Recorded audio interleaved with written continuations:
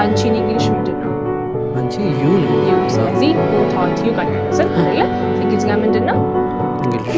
so who taught you English ማለት ነው ሳይት ታውት እንግሊሽ ማለት ነው እሱ ስለዚህ who ካልኩ በኋላ ማጋት ትሄዳለህ verb to ትሄዳለህ ከዛ በኋላ እኔ ያለው እኔ ሪፈርተር ዩ ብለህ ነው who taught you English እዚህ ጋር ማለት ነው ከዛ ደግሞ ለምሳሌ ስልክ ጠፋብኝና ስልኬን ማን የወሰደው ማለት ነው አሁንም በዛው ባሳየው ኦኬ ስልኬን ማን የወሰደው ማን ብለን የምንጀምረው አሁንም who ብዬ ነው የምጀምረው ከዛ መውሰድ ምንድነው መውሰድ take ግን አሁንም የወሰደው ተወስዷል ኦሬዲ አይደለ so you have to make it past taken verb 3 ሆነ verb 2 took አይሆንም took ስለዚህ who took የኔ ስልክ who took የኔና አንቺ ያንተ ራስ እየጠየቀኝ ስልኬን ማን የወሰደው ብለህ who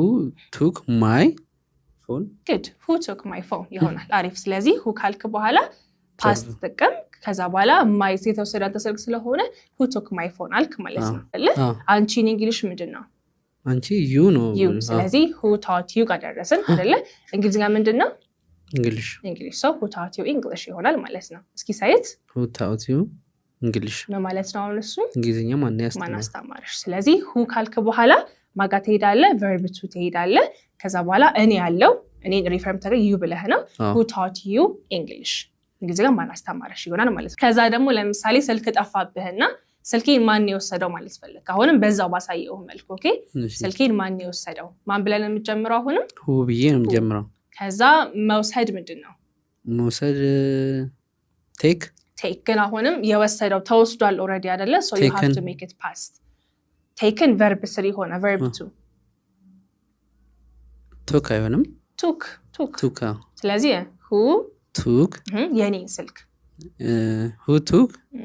የኔና አንቺ ያንተ ራስ እየጠየቀኝ ስልኬን ማን የወሰደው ብለህ who took my phone good who took my phone ይሆናል አሪፍ ስለዚህ who ካልክ በኋላ past ተጠቀም ከዛ በኋላ my የተወሰደ ስልክ ስለሆነ who took my phone አልክ ማለት ነው